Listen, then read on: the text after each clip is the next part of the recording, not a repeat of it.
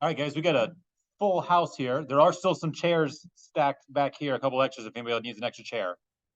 Um, Otherwise, there's also more up on the balcony if we need to grab some. There's a lot more too in the middle if you guys want to take a seat, but feel free to stand. Um, so first of all, thank you guys for coming out. If you couldn't tell already, I'm Brandon, the one that sends all the emails and all the stuff. So there's definitely some faces in here I recognize and have seen before. Also a lot of new folks, especially coming in with our T-ball level and coaching for the first time there. So thank you guys for being here. Along with myself, we have Chris Griffin here. He is the youth sports coordinator for Zeeland Rec. So even though I do all the Little League stuff, if you've got kids in any other sport over at Zeeland Rec, you probably heard from Chris a lot, or you will be if your kids continue to do stuff. So him and I work hand in hand with all the stuff we're doing. I'm constantly stopping in his office, giving him a hard time about stuff that's going on. So it's definitely, I'm kind of your primary person to get a hold of when you need stuff, but he's definitely another resource for you guys. And you may ask me something, and I may even kind of say, hey, Chris, can you handle this for me kind of thing. So, and same thing with him. He may get something from one of you guys and he sends it to me. So him and I are working hand in hand, but wanted to make sure you guys had a face to put to that as well as mine. You'll probably see him out around the parks too, just like me. So wanted to make sure you guys all kind of knew that for sure. Tatum, thank you guys again for coming out here tonight, and thank you for coaching. It's a big responsibility, and I appreciate it. Brandon appreciates it. We all appreciate it very much. Our programs aren't possible without our volunteer coaches. So just really appreciate you guys and wanting to know. Brandon and I, we're here to help you throughout the entire season. Do whatever we possibly can.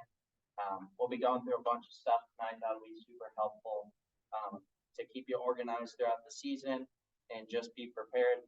But again, thank you guys. And if you ever need help, Brandon and I are here for you. So. Cool. All right, so I wanted to put this little quote up there first. I'll let you guys kind of read that for yourselves because I'm not going to read that to you. But it's funny when you're coaching for the first time, maybe T-ball, maybe coach pitch, whatever it is, and you're sitting in there going, man, I can't wait to get out there. We're going to go 10-0. My team is going to dominate all of you. You may be looking around the room, be like, I'm going to beat that kid. I'm going to beat that team. Yep. Yep.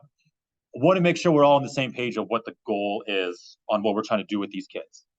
And that is making sure they're having fun and that they want to play again next year. If you were at our parent meeting, I talked about how our registration last year was 900 kids and this year is 1,000, which is really cool. I mean, right, 10% growth. I would love that year over year. And where those numbers are the heaviest is at this level, which is really exciting to think, man, there's a lot of kids here that could turn into ball players. When our high school coaches hear that, man, they get excited too, going, hey, I might actually fill a whole freshman JV and varsity team, be making cuts and like have some good competition. But the only way we can do that is it kind of starts with all you guys, right? 5, 6, 7. Whether they know how to swing a bat or throw a ball, quite honestly, is irrelevant. It's, did they come out there and have fun? Are they like, mom and dad, when's Little League season start up again? Because I can't wait to do that. That's the kind of stuff we want to do. So all your decision making, all the stuff we talk about today, that is going to be the number one focus, is helping kids want to continue to play. Because I guarantee you, a kid that's even 12 that may not have the skills, but he loves the game, you have no idea what that kid could turn into. I'm a great example of that. As a kid who played a lot of ball, I was not super talented, and I got to go on to have a great career because I was a late bloomer. And all of a sudden at 16, 17, I could finally hang with the guys that could play. So there's never a time to give up on a kid, any of that. That's not what we're trying to do. Hit that kid ninth all the time and all that kind of stuff. This is about making sure kids love the game. So a couple little administrative things for you guys. You should have gotten an email about a week ago about JDP. So that is a national background check. We only do that with Little League. So you not have to do that with any other Zeeland rec sports. It's a Little League requirement because we have to send Little League a big email that says all these coaches have gone through a national background check, and that's what JDP. That's in addition to the ZPS background check. The ZPS background check is just not a national criminal database search. So we have to do both. It is what it is. If you've done it already, actually, when I looked, there was only like 20 people that hadn't. Maybe some of you guys, maybe it's some of our older teams coaches. But if you haven't done it yet, it's very simple. It's about 5 minutes. You do have to put in your driver's license and social security number. Again, that I cannot see any of that information. It's all hidden from me. All I get is the background check. And honestly, I only look at it if it gives me a flag that there's an issue. And then from that, we handle that case by case. So I haven't gotten any of those yet. So if you've already done it and you're complete, I can tell you I haven't gotten any flags yet. And like I said, last time I looked this morning, there was only about 20 people left. So if you haven't done that yet, please get on that, as well as that ZPS background check and the concussion certification if you have not coached since the 21-22 school year. And that includes, you have to do that too for like soccer or basketball or any other sports. So if you did that for another Zeeland rec sport, you should be good. If you're not sure, no news is good news, because I'm only emailing coaches that I'm missing something. So if you don't hear from me, go on the assumption you're good. But we'll start sending those emails here probably at the end of the week to say if we're missing anything from anybody, now that we kind of have all of our coaches together between here and the older levels. All right, so again, kind of circling back to the having fun thing, I want to just put this up there. I use this at the parent meeting as well to give you guys some perspective as far as how the league is set up and the growth of that. We've even got some coaches that are doing a little bit of coaching at the higher levels as well as us. But we've got our T-ball and coach pitch here, right? We're at the 4, 5, 6, 7, maybe a couple 8-year-olds level, right? We are at the basics, the fundamentals. The initial kids aren't even going to know what the bases are called kind of stuff, right? So we want to also keep that in mind as we start talking about some on the field stuff this year, is if you're out there thinking like, man, we're going to learn double plays and we're going to be even like catching fly balls. There's not a lot of fly balls hit at these levels. So don't waste your time too much. Like, is that skill necessary? Sure. And it's fun to work that in, and kids will like that. And there's fun ways to do that. But if your whole practice plan is like, we got to catch fly balls better, you're not going to get a lot of those. So, right, just keep it in perspective again of what age, what we're kind of working with. All right, so the next thing I'm going to do is I'm going to sit down and kind of show you guys the website, because that's going to be really your home base here for a while. So when you go to our website, and actually, let me just quick check that this is sharing that. Perfect. That way we got it on the recording. All right, so you log in, you get into the website, right? Up at the top is sign in. So from there, you're going to use your email. I'm actually going to change this because I have my coaching email a little separate. And let's hope that works. Sweet. So now I'm logged in as a coach. Now I'm in there with my coaching team. I'm doing a couple different coaching things here, but I am coaching a T-ball team for my daughter. So what I can do is she is on the Jaguars. So I go under teams, choose a team. She's softball, T-ball, Jaguars. So I go there, there's me and my coach I'm working with here, Mike. I can look at my roster. That's all here. It lists out emails, which if you're someone who like, hey, I like to write my own emails and throw them in my own address book and all that, they're listed there. You can also, there's this little options button right here. You can print that out. Then you can write it out too, right? It prints out a nice little PDF. Then you can copy and paste. Or you can do like I do. I email my team right from the website. And that way I don't have to worry about missing an email or anything like that. So there's an email team option right there. I click that and it brings me right to it, puts everybody's emails in this box, put in my subject, welcome to the team. And right here, I can start typing my email. Hey, parents, right? Da, da, da, da. Nice and easy. Quick way to get a quick message out if that's what you're trying to do, especially those, hey, reminder, practice today, all that kind of stuff. One thing to remember, biggest thing to remember here, there's not automatic check spell. I know we're all used to that. So make sure you click this little ABC checkbox and hit enable. And that way you have check spell. Otherwise, you're going to send emails. The best one I've seen so far was a coach said, welcome to the Merlins. And they're the Marlins. So I'm going to get them wizard hats. It's going to be a fun time.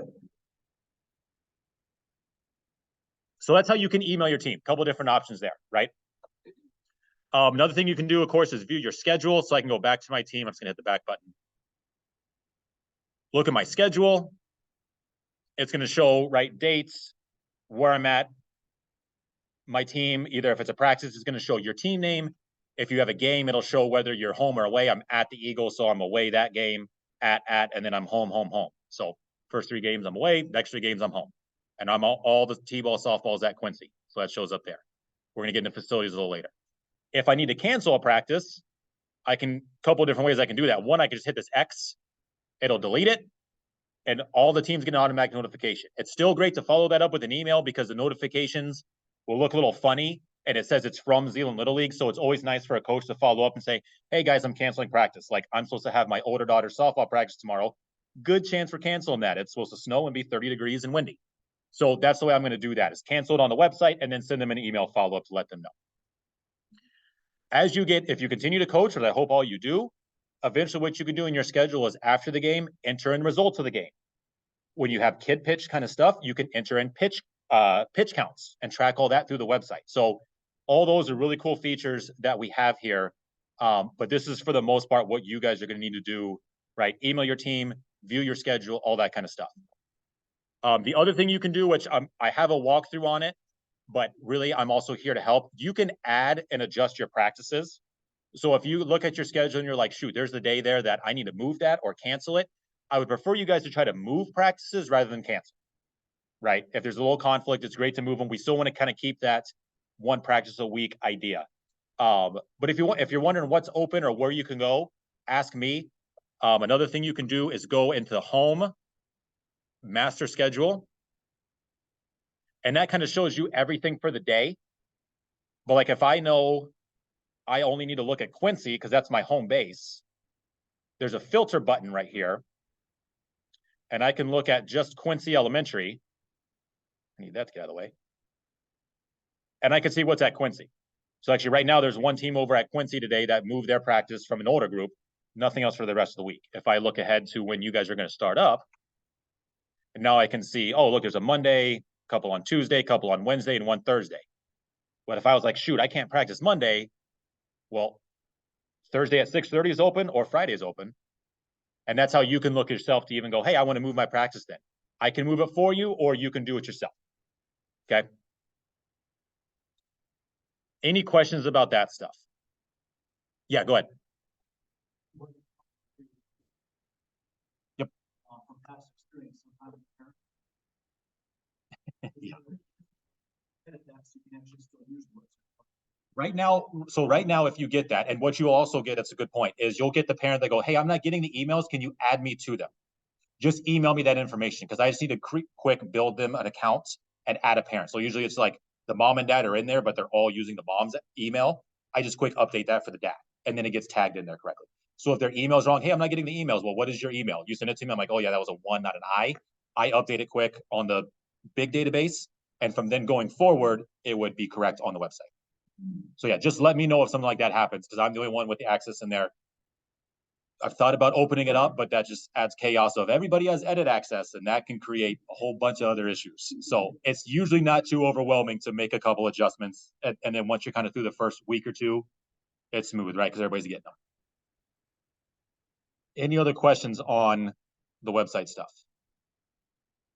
And again, there's guides. So the last thing I'm going to show you is under coaches and ZLL coaches resources. A lot of the stuff that we talk about through the rest of this thing today is also here for walkthroughs. So right here is how to enter game results. How do I email my team? How do I add a practice?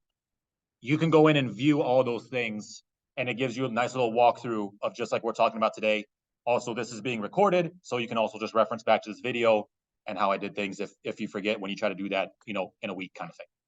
Once you're kind of in it and in the flow of it, you won't have to look back at it again because you'll be doing it, you know, once, twice a week kind of thing. Cool.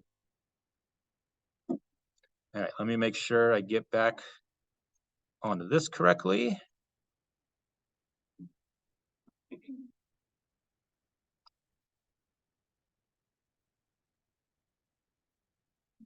All right. All right, so next thing I want to get into are the rules. So does everybody have one of those handouts? It's okay. I think they all either say baseball or softball at the top. Baseball and softball coach pitch are the same rules, and baseball and softball t-ball are the same rules. If you need a rule set, let me know if I've got one. It's going to be on the screen too, but it's going to be a little harder to read. I figure it might be easier to go through with the handout in front of you. Everybody good? Yeah.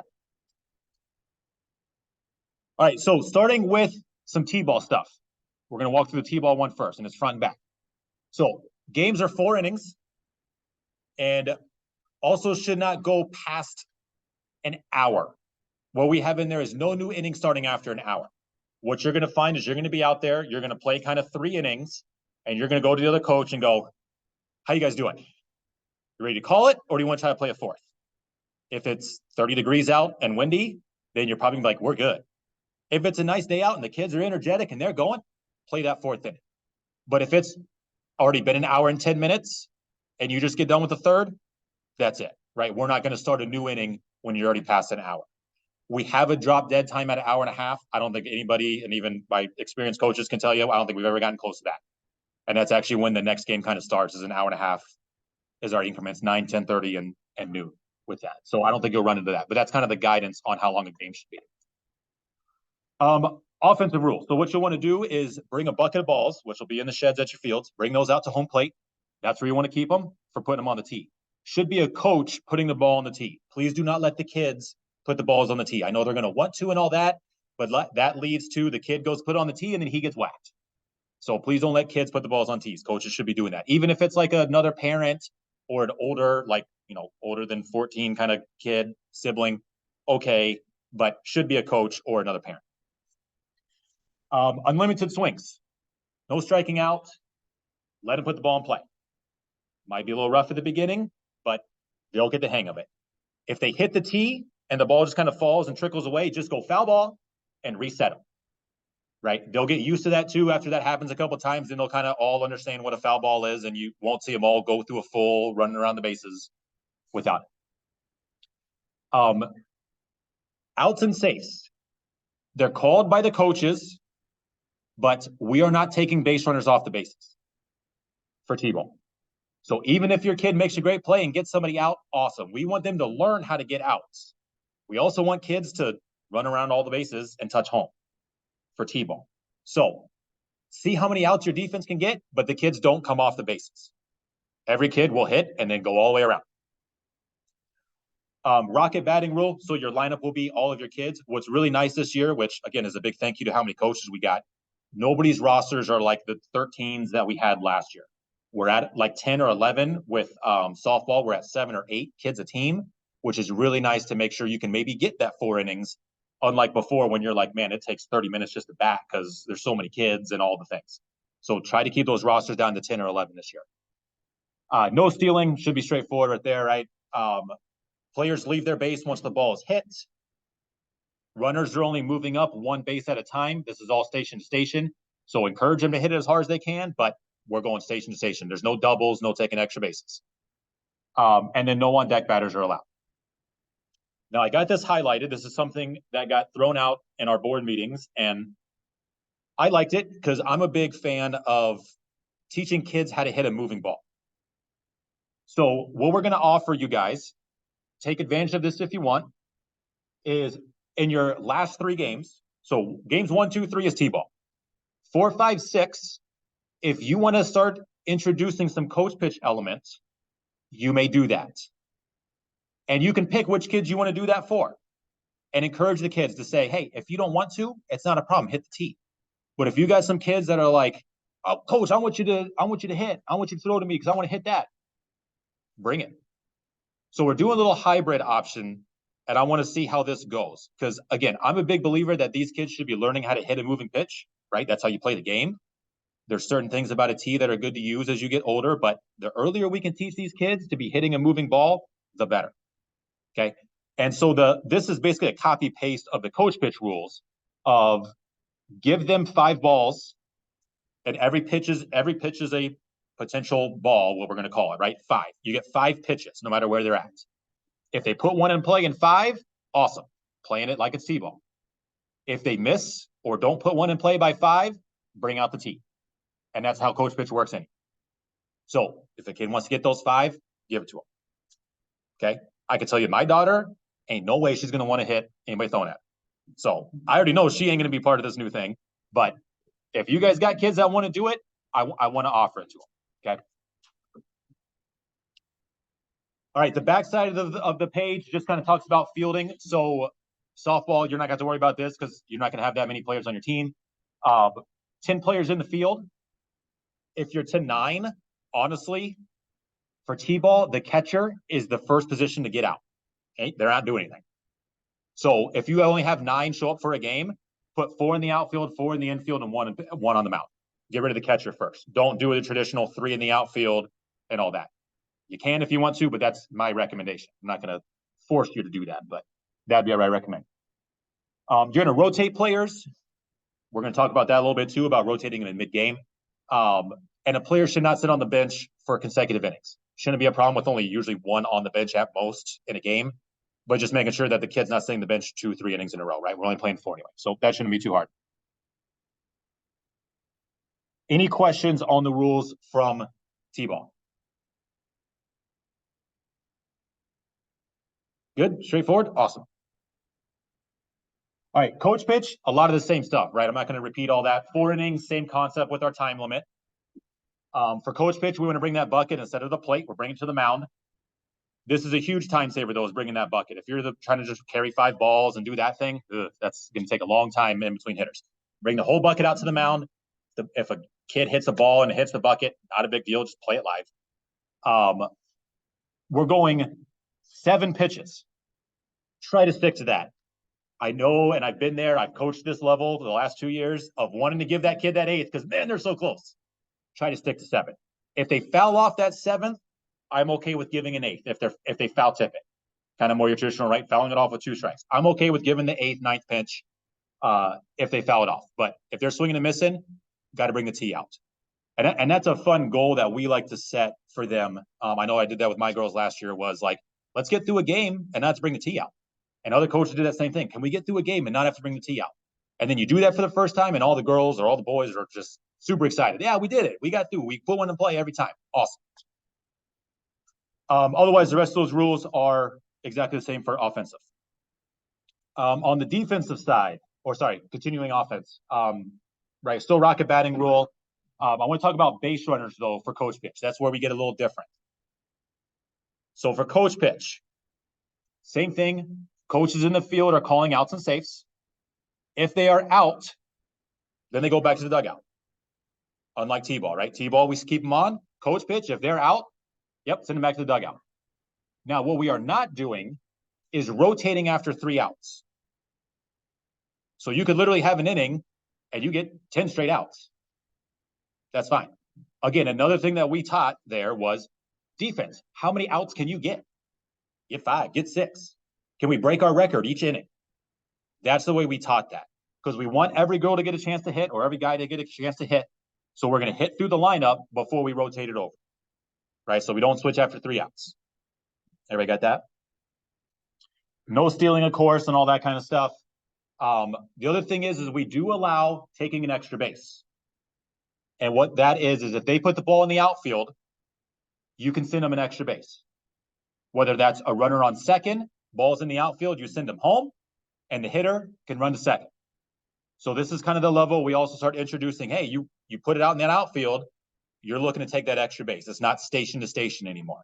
Okay, use your best judgment with that. The fields are all a little different about where the grass starts and stuff like that. You guys will kind of know it when you see it. When that kid hits it and the kids are chasing it because it went by them all, that's when you're telling them, go two, go two, go two, and you're trying to send them and send an extra run. Okay, we're not keeping score. Coaches shouldn't have any. The other coach shouldn't be like, what are you doing? You're running her up. Like, there's none of that stuff, right? We're just trying to teach the kids how to look for the extra base when that ball's hit, how to look at the coach when you're telling them what to do, stop or run.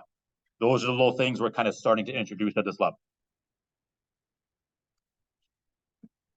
Defensive wise, this is exactly the same. The catcher, please don't think that you need to put a catcher. Actually, you are not going to be putting a catcher in gear behind there, catching the pitches you throw. Okay, that looks exactly like T-ball. Catcher's going to sit off to the side and go pick balls up off the backstop when you're done and put them in a bucket. Okay, they're not sitting back there in gear. We don't even provide you guys gear, so don't go look for it. We don't have a traditional catcher. So this level is a little nicer to keep a catcher back there just to help with the ball picking up. But honestly, what I did more often than not is I found a sibling of a kid on my team that was around, go, hey, you want to go play catcher and put the balls in the bucket so my other girls can actually play the field? And that's what I did. So find a parent to play catcher, anything like that. But if you got your full 10, put a kid back there. Some of them love to do it too. Like my daughter, her first year, her favorite thing was to be catcher just so she put the balls in the bucket. Which, yeah, you'll get those kids, and that's a fun one too. Any questions on coach pitch rules? Everybody good with those? Cool. All right, so at each field, there is either a shed or some sort of like yacht box, you call it, right? Kind of like a little yard landscaping shed that'll have equipment in it. That'll have helmets, bats, balls, and tees. That's all the standard stuff that'll be in all those sheds. The combo to those is all 2828. However you guys remember that, jot it down, because I guarantee you on April 10, when you guys have your first practice, I'll get at least 3 or 4 texts that say, Brandon, what is that code again? So however you guys memorize that, 2828 is the combo. The only place that does not have a lock is Dress, and that will be coach pitch softball. So my coach pitch softball coaches, that room, it's just a standard door. It's like a big garage, kind of standalone garage out there behind the field. There's a key that we will keep in an outlet box. So it's one of those little on the outside wall, little outlet box. You flip open the cover and there'll be a key hidden there. Use that to unlock, get your stuff. Please just make sure you put the key back. That's kind of our one key, and that's our best hide spot. I don't know. I mean, we can maybe look into another better hideaway spot, but that's worked for the last couple of years. So I've kind of just kept with it. So please try to remember to put that back, because if you don't, then the next team that comes the next day is going to go, hey, we can't get in the shed because it's locked and we don't have a key. And Drenthe is a far drive for me. So all the stuff will be in there too, though. And once you've gotten in there, you'll know what the drill is. So with the fields, I'm going to walk through where those are at quick to make sure everybody knows kind of where they're going. All the stuff I'm going to go through is also, if you go under the league info tab on the website and then go to facilities, all of these pictures and all the stuff I'm going to show you is also there. So that's also what I'll kind of direct you to tell parents, hey, this is where we're at for parking and all that stuff. So first one, Quincy for softball, t-ball, right? So you'll want to park kind of in the back lot, but some people like never find that field because you have to walk across the basketball courts here, right? So you come off Quincy, park in the back lot, you walk across these basketball courts down the little trail, and then the field is back there in that corner. Okay, once you get there that first time, you know where it is, but I've had plenty of people go, I'm at Quincy, I don't see a field anywhere. So it's hidden back there a little bit. Baseball, t-ball, you guys are all at Woodbridge. So Woodbridge can get a little dicey with parking because we've got 3 fields there, and that parking lot is not huge. There's also going to be a Saturday that I will remind you about that's sometime in May. I don't remember the date off the top of my head, but I will email you and remind you that there is an event going on at the school where they are going to be using that bus circle that you see kind of in the top there. So we are not going to be parking in there, which will reduce some stuff. On weekends, they have blocked this off where you can't get, you're not going to park over here on the playground. I know we've probably all gotten away with some of that in the past. They've got that blocked off, but back here in that area, still some parking there. Okay, unfortunately, yes, there's not a whole lot of parking at Woodbridge when we have the 3 fields there on a Saturday and all the grandparents are there and it's that nice day. A little tougher. You might have to work your way back kind of along the road and all that stuff, but carpooling is nice and make the best of it as you can, right? I think, yeah, looks like I'm getting a lot of nods. I think people are familiar with that one.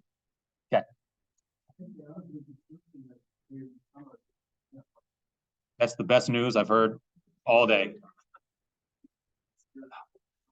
Okay. That'd be nice. I mean, cause yeah, right. And it's got such a big green space that, that's where all the soccer, right? And lacrosse, it's such a nice place to use that. Just like, you just need more park. Okay, Drinth Grove. So that would be softball coach pitch. When you come around, I'm going to point at this one too. So you come off Adams down 68, you'll take this road around, please go to the main parking lots. Sometimes people like to stop here and try to park over here. And then we get calls from the people at Drinth and they are really upset with us, or the farmer that has his land out there. So please just make sure you go all the way around to the parking lot. You guys have a really nice field that you'll be using. It's kind of also a little backup for our older softball teams, but it's your primary home field. And then that shed I've got with a little red X down there at the bottom, it just sits right behind the field. And then the door to that is on the south side of the building. So like I said, you'll find it. You might try a couple of doors and be like, oh, not this. You'll find it once you play with that key and get used to it. All right, now baseball coach pitch. Unfortunately, and I apologize about this on the front end, you guys are spread out amongst 3 fields. Okay. Fortunately, the first 2 are really close, but then you also got Adams. So starting with Lincoln Elementary, coming right off State and Lincoln, right? You got your whole parking lot at the front. Usually that's not too bad. Parking there is okay. Then you just kind of walk down there south and there's your field. And then that has the shed is just a big box with a lock on it. That's kind of zip tied to the screen right along the first baseline. It's a big gray box, can't miss it. That's got all the gear in it.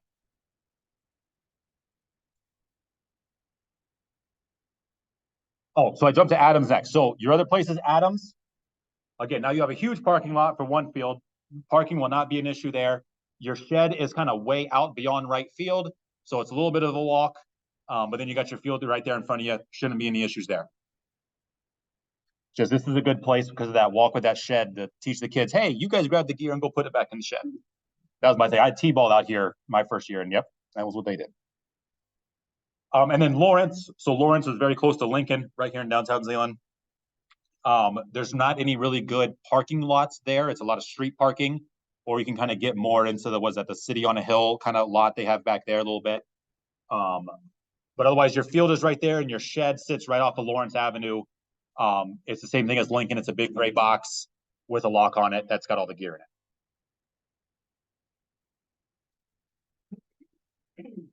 All right, so I put safety next because one of the important things to know is if there's an incident of knowing kind of where you're at and knowing how to get it. If you ever had to call 911, making sure you know where to tell them to go, right? So it's important to know that kind of facility layout to make sure you could direct someone if there was an emergency.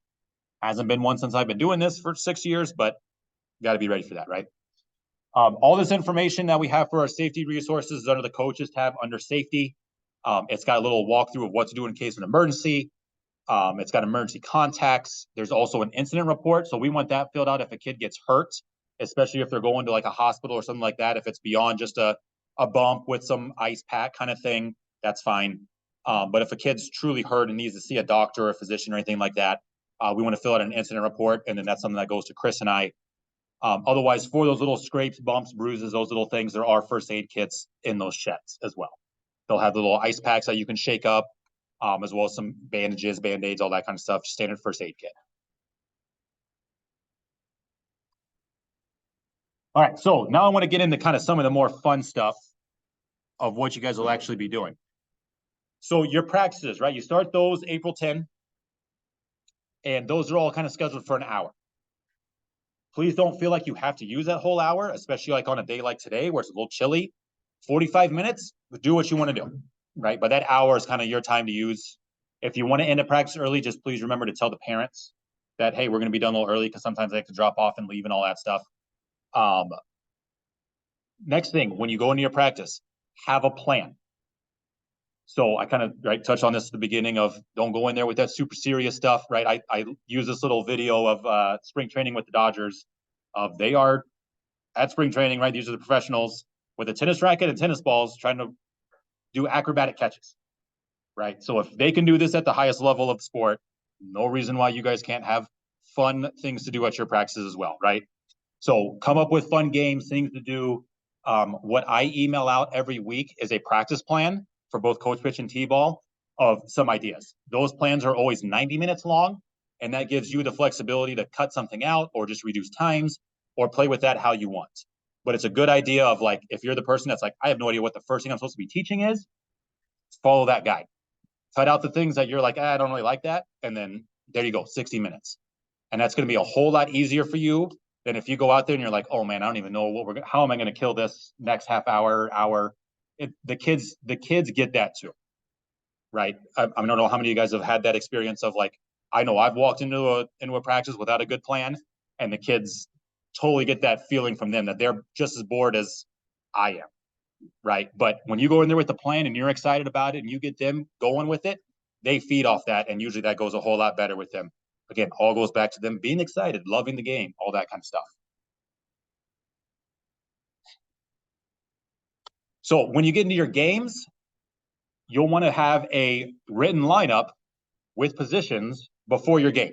I can't recommend this enough, especially if you've got a kid that's, also playing on the same day. You got multiple kids going around like I do. Like I got a Saturday, I'm going to be going from a 9 o'clock to a 10:30. I'm not writing that lineup in the car on the way. That's not going to happen. I'm going to have this stuff written out well before my game is happening. And it's simple, right? I'm not trying to write up some huge, I'm going to be the next manager of the Yankees lineup, right? I mean, just putting the kids in an order and throwing positions out there. You're going to want to give your kids a time to be there before the game. And not only for them, you guys let the parents know what time you're going to be there before the game. Because it gets a little dicey when that parent shows up and they're like, oh, we don't have any coaches here. They said they'd be here 15 minutes before the game. And you're like, no, look, I'm coming from another game across town. I'm going to be there 5 minutes before, right? So I highly recommend saying, if that's a situation where, just like I was saying, I got a 9 o'clock game, I'm going to be trying to get there for the 10:30.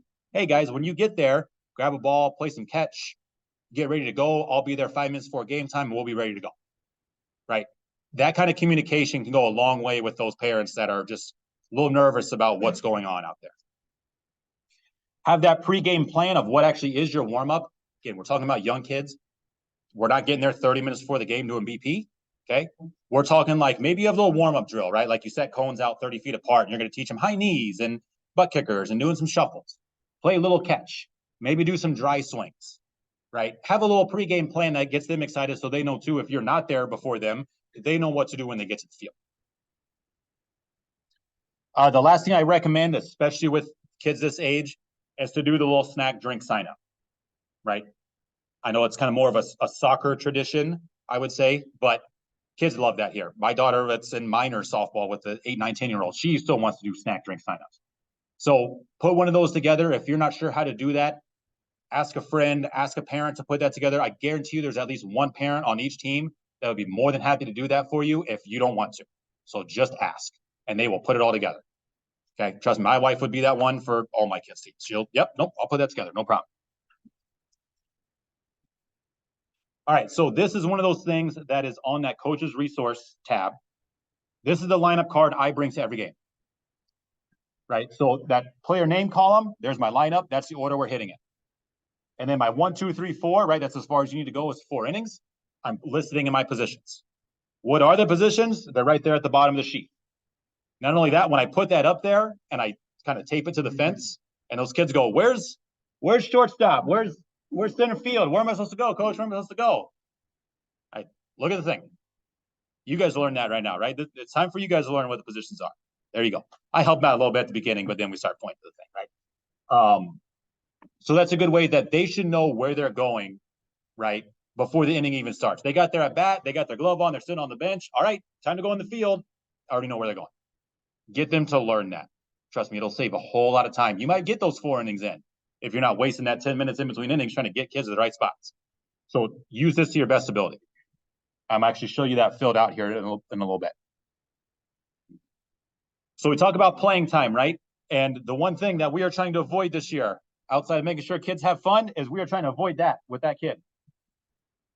Building the grass mounds, right? Picking the grass, picking the daisies, all that stuff. That's what we want to avoid. So we're going to talk about how to do that. One is making sure kids don't sit the bench two innings in a row. That's going to be easy. The other thing we're going to do is we're going to move kids around positions, and we're going to do that in the middle of the game. Okay, I know some of you guys that have been here before know how to do that. The other thing we're going to do is we're going to mix the lineup up each inning, right? So I kind of showed you that 1 through 11 that I would use for my lineup. And if we're hitting everybody, then wouldn't that kid be leadoff all game? No, is the answer to that. So this is what my filled out lineup card looks like. Now, there's a reason why I've got some of these color coded. I'm going to show you that on the next slide.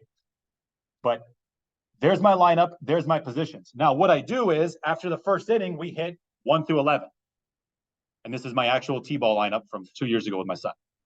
We hit 1 through 11. And inning 2, I start in the third position with Carson. Carson's going to lead off. And then we bat through and we end with Titus. In my third inning, I'm going to start at 6. Roman's going to lead off that inning. Bat all the way around to Levi, right? And you guys get the gist of that, right? So I started a different spot on my lineup of who leads off each inning. And then they also have their positions all the way through. I took this one all the way to 6 innings. That was yes, that's the word I was looking for. A little excessive on that one.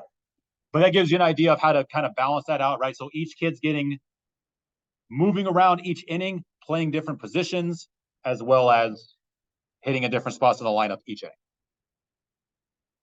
Now, the reason those are color-coded is I talked about mid-game. What you guys should do is every, call it 4, 5, 6 batters, right? You'll get a feel for it as you start doing this for the first time. Rotated positions. And there's usually enough time between the next hitter getting up there and all that to say, all right, guys, rotate quick. So usually what I do is one of my coaches, when I'm on defense, I'm staged out on the left side of the field. Another coach is on the right side of the field. After 4 batters, they go, hey, let's switch quick, let's switch. And then all the kids do this. Boom, outfielders are now playing in the infield. Infielder shifted over. Bench went to pitcher, catcher. Catcher, pitcher went to bench. Now they're not staying in the same position, right? Because you know that kid that started out in left field, if he sits there for all 11 batters, you're going to get that grass pile. Move them around. It gives them something to do. Keeps them more active. Okay, now I'm in a new position. What am I supposed to do here? Where are the runners? It gets them re-engaged in the game. And then they kind of move back to the outfield a little bit. And so that's the reason why I have that color-coded, because that also shows me that group that's going to rotate. And that kind of shows me, are they on the right side of the field, left side of the field, or kind of middle pitcher, catcher, bench rotation. So that's why I color-code that. That way each kid didn't really matter if they started at second base or right field, because they're going to play both in the inning. I just want to color code left, right, center. So the more you can organize yourself this way, and again, I have this to download in Excel, put it together. If you need help doing that, I'm happy to also build one for you. But otherwise, the template is there. I highly recommend you use it. So again, that's the rotation we use. Kids move around, and you can keep that rotation going 2 or 3 times an inning. It keeps the kids engaged. What that also does is help for, you'll never have to answer the question from the parent that goes, my kid always plays in the outfield. He never gets to be in the infield. You do this every game, and parents won't know what in the world's going on for the most part, right? They're going to be like, holy cow, my kid played every position that game. How'd they do that with 4 innings? So all those questions go right out the window, which is really nice. All right, another thing that comes up a lot is, can I get extra coaches? The answer is yes, but please have them on the Little League website under coaches. There is a additional coach sign up tab. Have them click that and fill that out. We just need to make sure they've gone through just the ZPS background check. I'm not going to take them through the whole JDP national one because they're not like on the official coaches page that Little League sees. We still want to make sure they've gone through a background check. The last thing I want to ever have to handle is to know a parent was out on the field that's got some sort of history or something behind it, and I'm answering those questions from somebody because a coach was out with some kids over to the side that shouldn't have been. And I don't think you guys want to deal with that either. So I know it's easy. I mean, we're in a great community. It's easy to trust people. Just please make sure they go in there and sign that and ask them. Say, hey, happy to help you, coach. Just did you go sign up on that thing? And if you're wondering if they did, email me and I'll let you know. Yep, nope, they're good to go. if you ever wondered, hey, did this guy do that yet? So have them do that first. When they do that sign up, it'll send them that email with those instructions. And again, that one is like a 30-second form to fill out to run that quick. And if anything flags, it comes to us and we would let you know, hey guys, we got this back. Jimmy cannot be an assistant coach for you guys. Sorry. And that's where we'll leave it. Okay. Otherwise, I know how awesome it is to have those extra sets of hands to run your drills, to do your practices. Man, every kid could have their own chaperone for a lot of that stuff.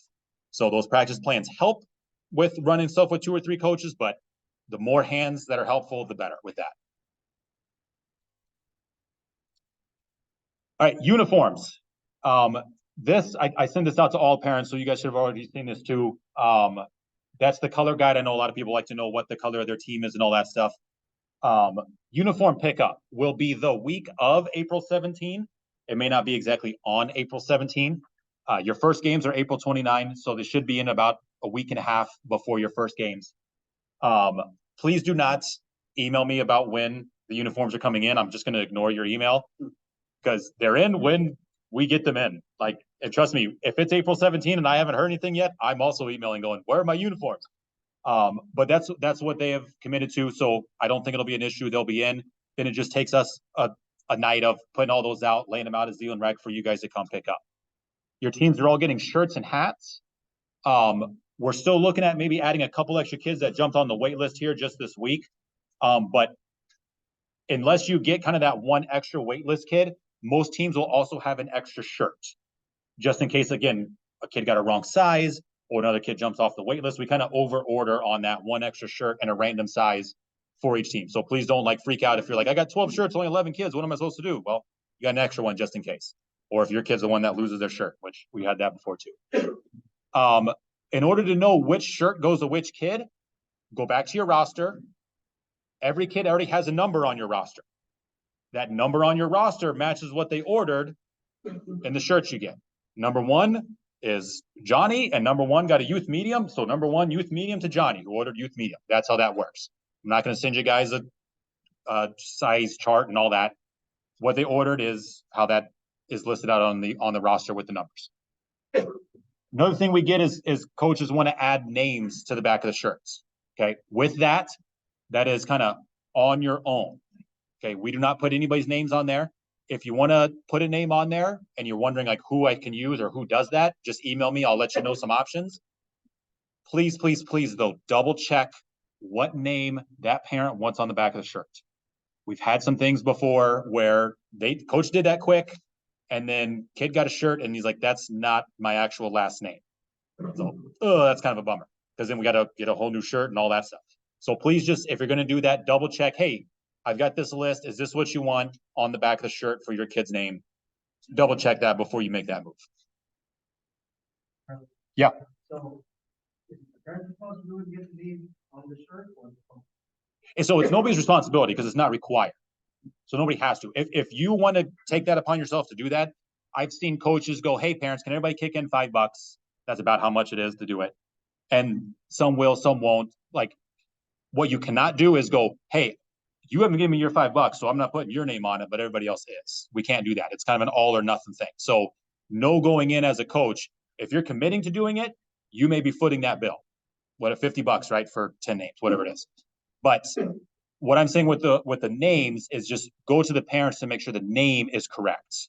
That the name that's listed on the website and everything that you may use isn't actually, like hyphenated with another name or one of those kind of things, or they want a junior on the end or whatever it is, or maybe his name is Samuel and you were going to put Sam and no, he doesn't go by Sam, he's Samuel. Like just little things like that. Just verify that with them.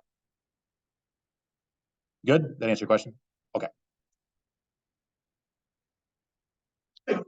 All right. So the things we need you guys to do, again, those administrative tasks, background check, concussion, and then the national background check through JDP. Check your schedule. Again, let me know if there's any issues with it.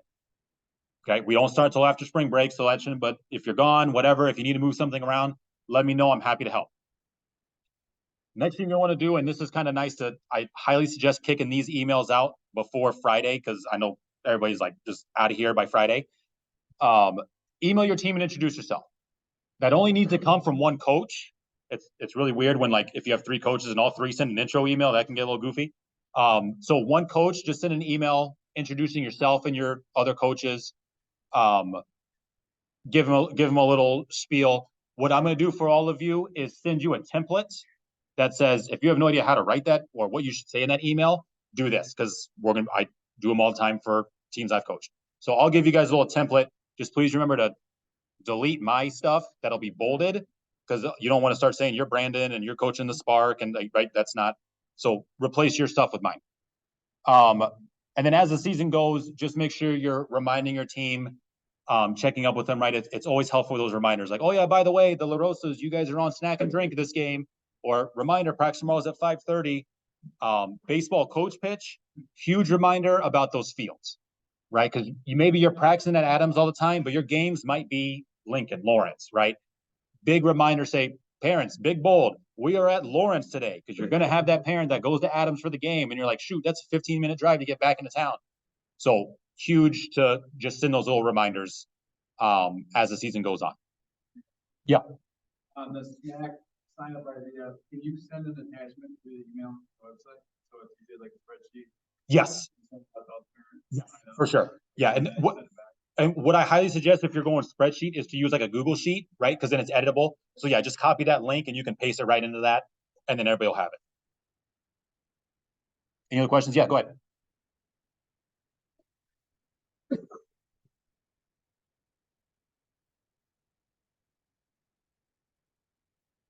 Sure. So the concussion test is different than the ZPS background check. It's actually done through, oh man, I can't remember the name of the website. It's like a national organization, but it's like a 45-minute like seminar style, almost like you're in school. Okay. Yes. Yes, then you would be good. Yes, if that's what you had to do through there, then yeah, you'd be good. Yeah, because I get that question a lot for ZPS employees on, I did the background check because of an employment. So that one's always good too. If you're already a ZPS employee, you're going to be through that just fine. Any other questions? Yeah.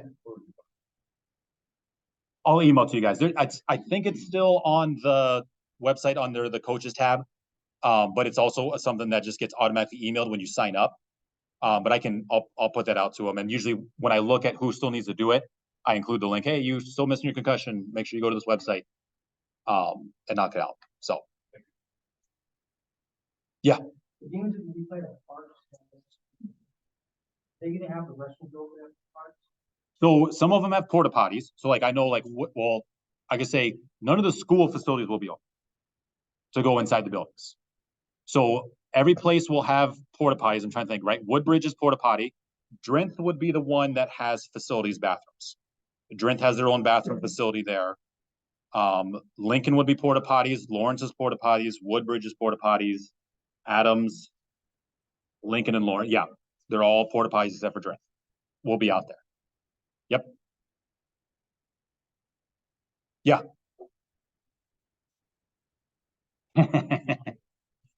It's not going to work. So we got the unfortunate news, as I sat here and gave you the whole website spiel. The website's shutting down at the end of the year, which is really unfortunate. The platform just went out of business.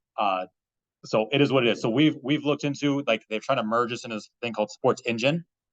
What we're looking at doing is potentially, it's going to add a lot of work to Chris and I, but we can like duplicate our website on Sports Engine. And then that would allow everybody to use that app. But then we just have to know that, okay, if you make a practice schedule change and I don't know about it, and I don't update the Sports Engine website that you're not seeing, then it wouldn't show up on your app. So that's kind of one of those things that we're still juggling on, like, we can do it, but we give you guys the freedom to make some changes, and that won't show up in both places, which is kind of like that would only add more confusion for the people that like that app. So I'm kind of like,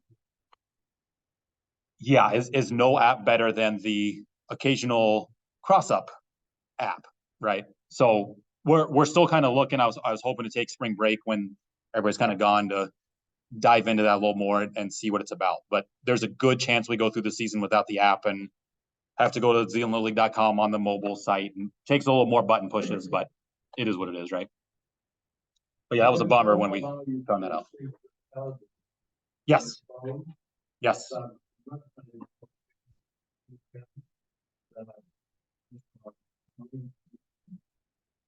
Yep. Yep.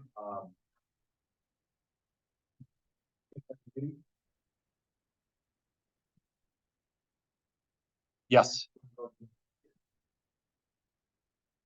Yep. Yeah, that is a cool feature you can do. It's right under that options tab on your schedule when you're there. I want to add the caveat to that once they do that the first time, then that kind of goes into their calendar. But again, if you make an update and change a practice, that won't automatically update on the calendar side of what they kind of exported out. Right. So like if we get a rain out and we move games, that's not going to automatically show up on their Google Calendar. It's going to show up on the website. So it is a good way to get that initial schedule on a calendar, because I'm definitely a calendar person too with that, with Outlook and stuff. But it won't automatically update that stuff. So they need to go kind of re-download it to make those updates. Anybody got any other questions before I get into introductions, which everybody loves? Yes.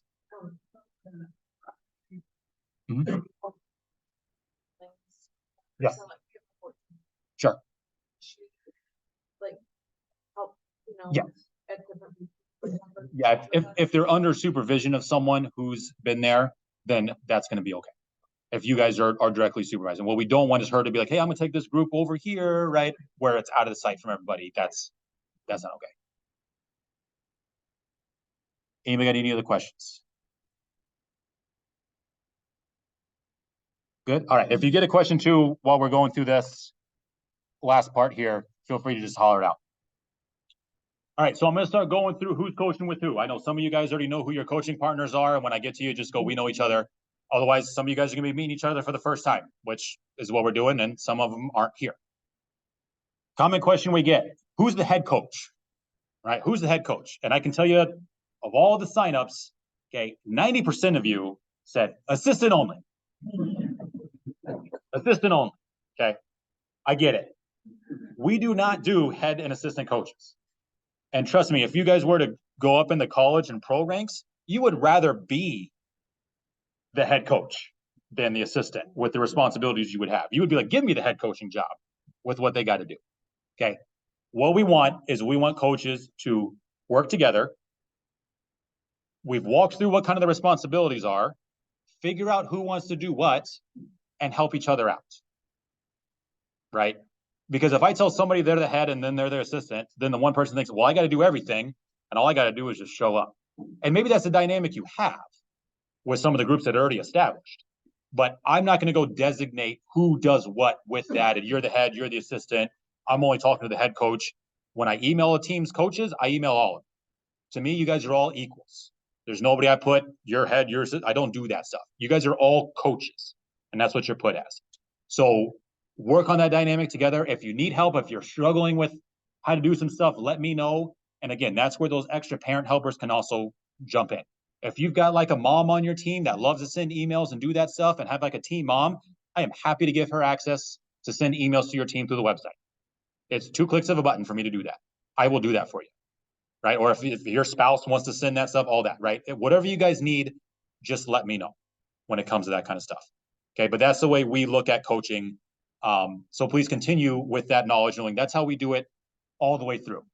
So if you go coaching your kid all the way through majors and you're like, I still want to be an assistant, just know I laugh at those every time I see assistant. All right. So first thing I'm going to jump into is softball t-ball. So looking at the Eagles, Hannah and Kyle, are you guys here? Do you guys know each other? No. Okay. Is Kyle here? Perfect. Awesome. There you go. And now, so I'm going to go through all the teams. And then that's the last thing we're going to do. And so when we're done, if you guys want to quick chat or say hi or whatever, that's kind of the time to do it. Jaguars, that's me and Mike. Lions, Jennifer and Whitney. You guys know each other? Okay. Well, then you're the head coach now. Sharks, Andy and Lindsay. Andy and Lindsay. Either you here? Oh boy, we're gonna have to get with the Sharks here. No Andy or Lindsay? Okay. Spartans, Eric and Ryan. Eric, Ryan. Ryan, no Ryan. All right. Well, we're gonna have to email him, and I will give everybody's contact info. Honestly, too, if you saw when I logged into the site, It also shows you all the other coaches' contact info. That's a quick way to just go get that rather than looking at a big 60 name spreadsheet that I can send. And finally, Wildcats, Brandon and Nate. Nate. I feel like Brandon said he wasn't going to be here. That's right. She was, yeah, that's right. That was the one who emailed me and said, yeah, his wife was having a baby today, so he is not here. Valid excuse. We'll accept that. Yeah, but you got to be at the coaches meeting. All right, going to softball coach pitch. So Eagles there are Andrew, Joni, and Nathan. Is it Johnny? Okay, sorry about that. Andrew or Nathan? No. All right. Jaguars, Josh, Casey, and Nate. I think you guys all know each other, right? Okay, perfect. Lions, Jeremy, Patrick, Drew, or sorry, just Jeremy and Patrick. One too far. Sweet. Sharks, Drew, Luke, and Megan. Oh, there you guys are. Sweet. Spartans, Lance, Lindsay, and Tim. 1, 2. Perfect. And Wildcats, Jennifer, Josh, and Rachel. Okay, perfect. All right, softball in good shape. T-ball, all right, now we're gonna start getting with some longer. We got 14 of your baseball T-ball teams this year, which is a lot. So if you guys already know each other, just let me know. Dragons, I know this is my five coach team because they only account for 2 players, but there's 5 coaches. Heather, Jessica, Patty, Mitch, and Rachel. Patty's gone. Okay. Eagles, Brian and Scott. Okay, you guys know each other? Perfect. Gators, Shayna and Tara. I know you guys know each other. Okay. Hawkeyes, Isaac, Jerry, Lucas, and Zach. I think that's my Borculo team, right? Awesome. All right, yep, sweet. We got 4 of you guys. Jaguars, Drew and Luke. Perfect. Knights, Eric, Janessa, and Mark. 1, 2. You okay? That's your wife. Perfect. Okay. So yeah, because he's coaching and his wife's coaching, so it's his wife that's helping there. Lions, Justin and Keith. There you go. Perfect. Sharks, you're good, right?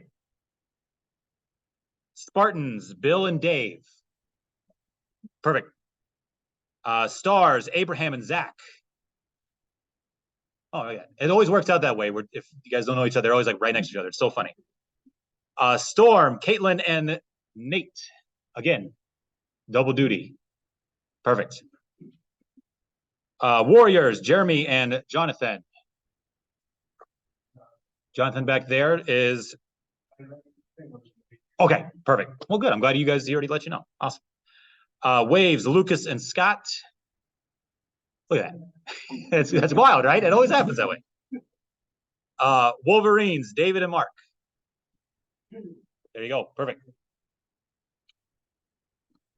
All right, and now our 16, holy cow, 16 baseball coach pitch teams.